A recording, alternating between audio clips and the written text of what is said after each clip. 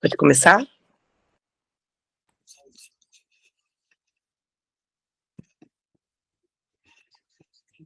Vai. Ok. Vamos começar. Om Namo Bhagavate Vasudevaya. Om Namo Bhagavate Vasudevaya. Om Namo Bhagavate Vasudevaya.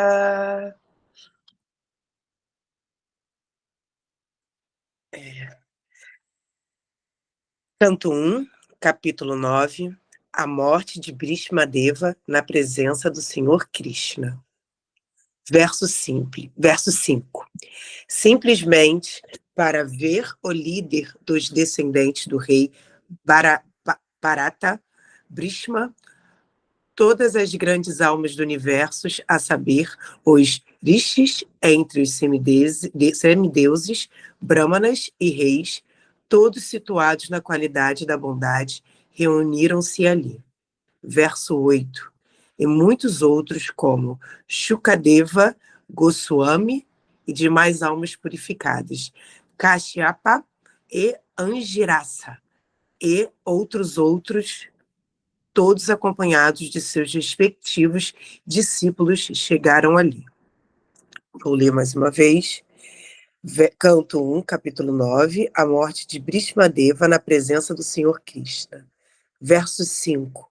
Simplesmente para ver o líder dos descendentes do rei Bharata, Bhishma, todas as grandes almas do universo, a saber, os rishis, entre os semideuses, brahmanas e reis, todos situados na qualidade da bondade, reuniram-se ali. Verso 8. E muitos outros, como Shukadeva, Goswami e demais almas purificadas, Kashyapa e Angirasa, e outros, todos acompanhados de seus respectivos discípulos, chegaram ali. Muito obrigada, gratidão pela oportunidade. Hare Krishna, Krishna Krishna, Hare Hare, Hare Rama, Rama Rama, Hare Hare. Obrigado, querida Lívia. Eu vou fazer o sânscrito aqui. Om Tatra Brahmashaya Sarve Devashayascha Satama Rajashayascha Tatra San Drashtum Bharata Bungavam. Verso 8. Anyecha Munayo Brahman Brahmarata Dayo Malaha Shishyar Upeta Ajagmu Kashyapangira Sadaya. Então, vamos agora para a dissertação. Obrigada, querida Renata, pelo magnífico sadhana. E eu vou só esclarecer uma coisinha para quem não conhece, não é familiarizado ainda com esses nomes védicos. O rei Bharata, na verdade, quando a gente não conhece, lembra a palavra barata, né, em português. Essa palavra tem o H e se pronuncia a sílaba o acento na primeira sílaba, é Bharata, que foi um grande imperador, assim, um dos maiores imperadores da civilização védica antiga. Tanto é que toda a região da Índia era chamada de Bharatavarsha. Varsha é tipo continente de Bharata. Então, eu vou... Então, foi só para esclarecer essa palavra, que para quem não conhece pode dar confusão, né? Então, vou fazer as reverências para o Guru. Om Agyana Timirandasya Gyananjana Shalakaya Chatsurun Militam Yena Tasmai Shri Gurave Namaha.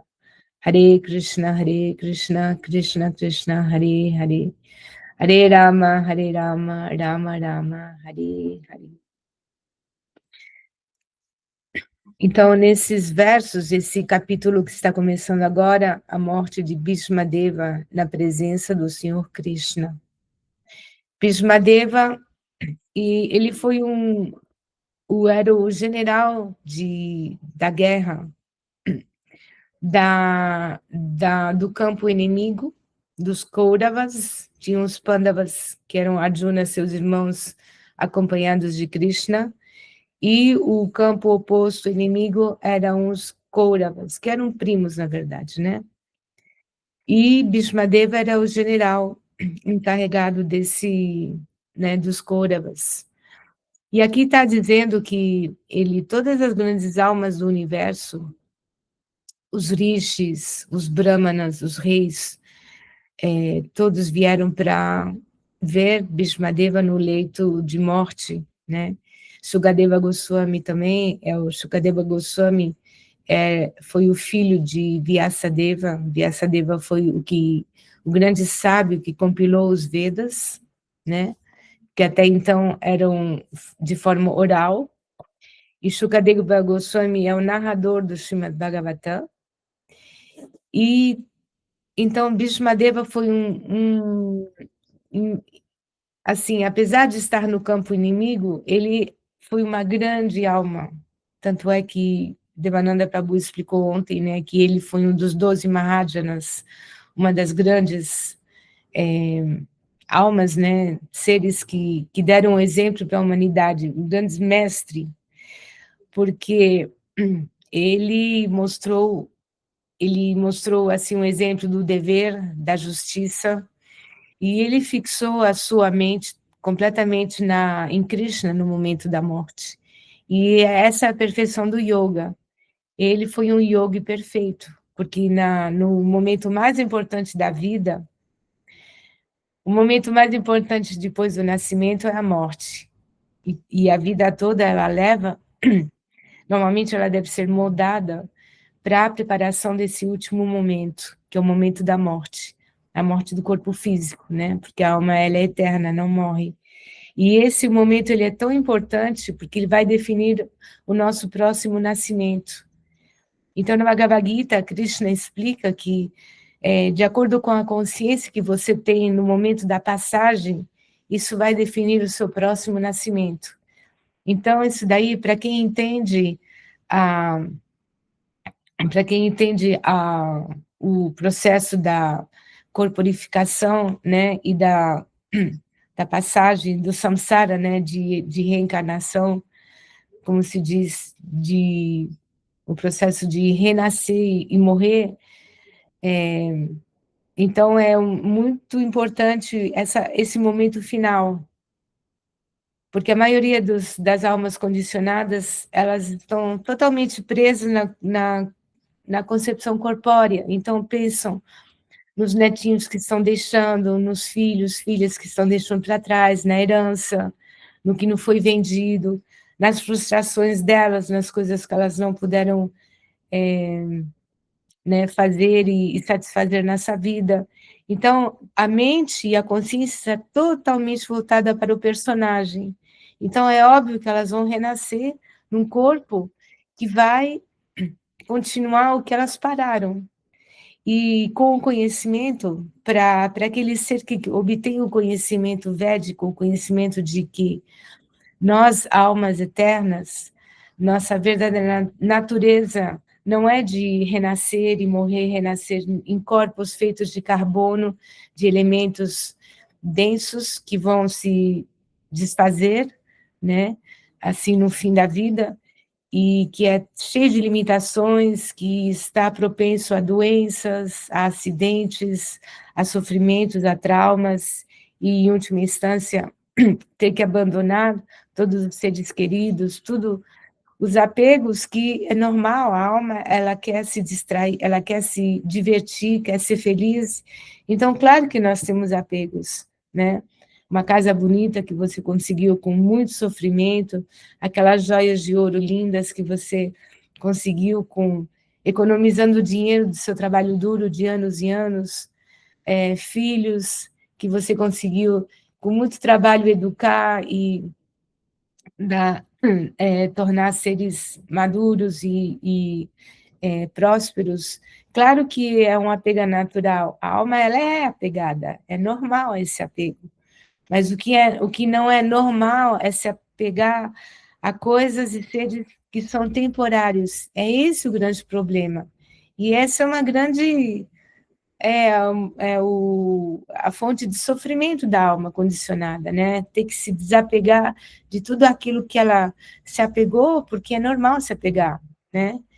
E então esse conhecimento nos traz como é que se diz? A gente desperta pelo fato que o que nós temos que mudar é o objeto do apego, né? O objeto do prazer. Porque se tudo isso que nos dá prazer é temporário, é fonte de sofrimento, e a gente vai ter que largar no fim da vida, então, para quê? Para que se esforçar tanto para se apegar e obter todos esses prazeres temporários, né? É fácil falar, mas na prática não é assim, né? Nós temos mães de família, temos famílias, temos conquistas, né?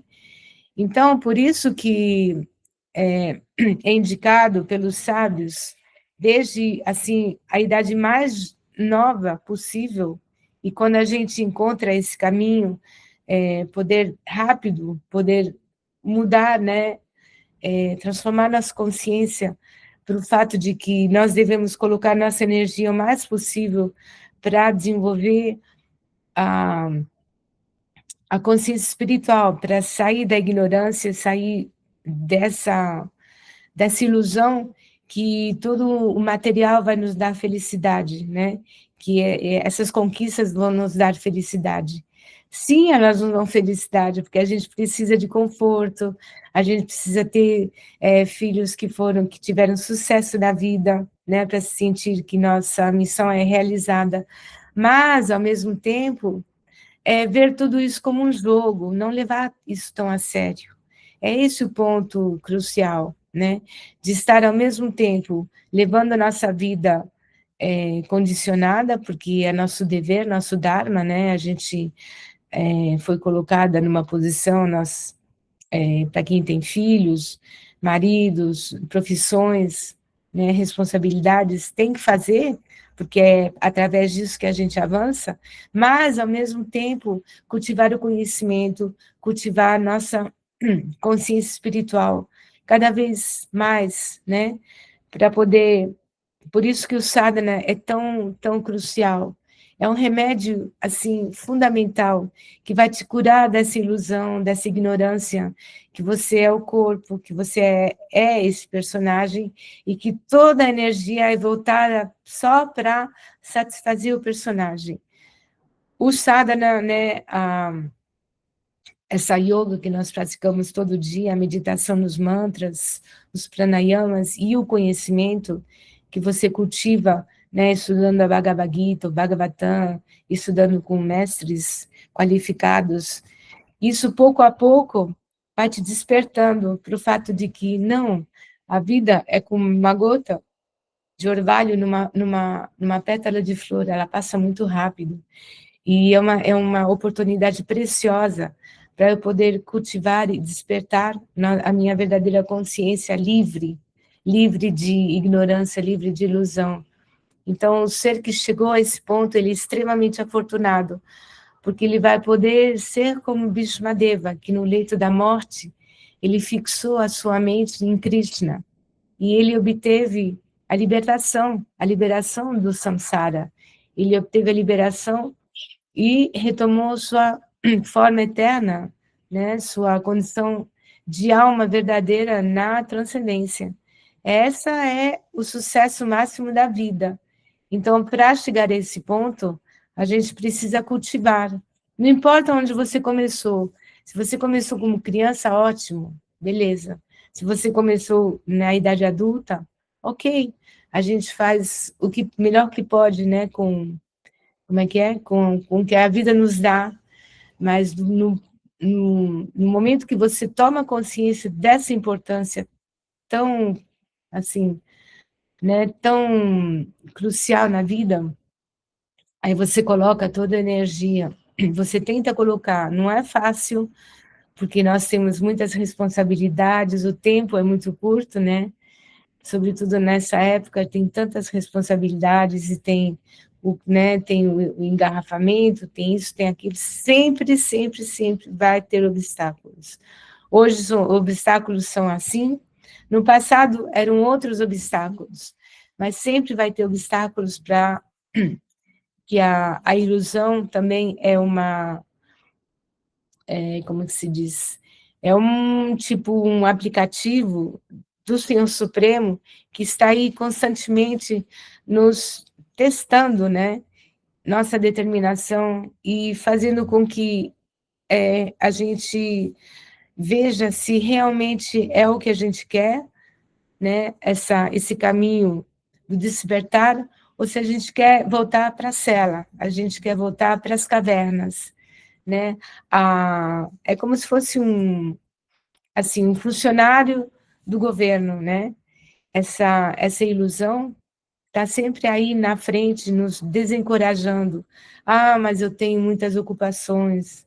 Ah, eu tenho que fazer isso, tenho que fazer aquilo. Não, não tenho tempo para estudar. Eu estou muito cansada. Hoje não vou ir no sadhana. Tem sempre essas desculpas que a mente dá para nos afastar do essencial. Então, cabe a nós ser muito atentas, muito, muito atentas, para ver se é realmente um obstáculo verdadeiro, porque quando você está com 40 graus de febre, o seu filho teve um acidente, realmente aí é de verdade. Mas então nós temos que ficar alertas o tempo todo para ver se não é um fake news que a mente nos coloca para nos afastar do essencial, ou se realmente é algo, né, que é realmente que necessita a nossa atenção. Então, nós temos que ficar atentas. É um trabalho difícil. Ninguém falou que é fácil, né?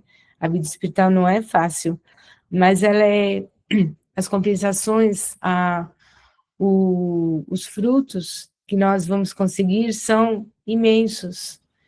Porque se nós tomamos como exemplo seres tão elevados como Bhishmadeva, como Shukadeva Goswami, como todos esses rishis, os rishis eram sábios, sábios autorrealizados, que guiaram a humanidade com conhecimento. Os brahmanas são os instrutores, os shikshagurus da sociedade, né? Os reis, normalmente na época védica, os reis eram seres extremamente bondosos, cheios de compaixão, de generosidade, como mães. Eles estavam situados no modo da bondade, como diz aqui o verso, né?